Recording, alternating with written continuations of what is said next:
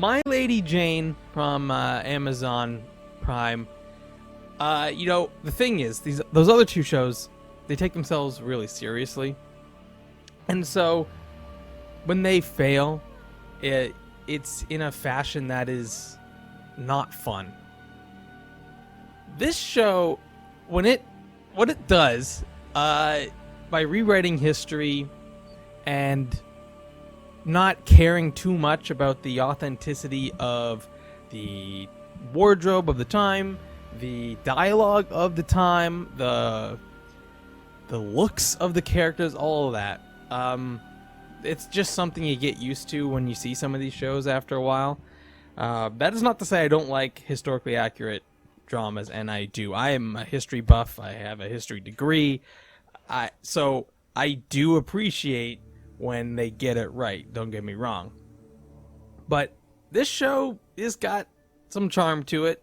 But that, again, it's because it's not taking itself too seriously. It's rewriting a piece of history that is, I think it's relatively obscure. People know about this person from history. I just don't know if they know the full context and backstory of it. Now, this show doesn't give that to you, but it begins to have you ask questions about what was going on at the time, what really happened, and then you can look it up and read more about it. So, in that way, this show kind of does some good service to the history of it by making people ask questions. On the other hand, it does play really loose with anything getting into the realm of realism for the historical time period.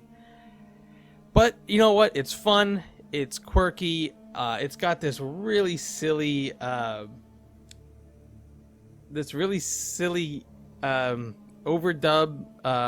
that someone is kind of talking to you as if they're telling you the story. It's really fun, and don't take it too seriously, but also it's not action-y. I mean, like, they have some moments, but that's not the purpose.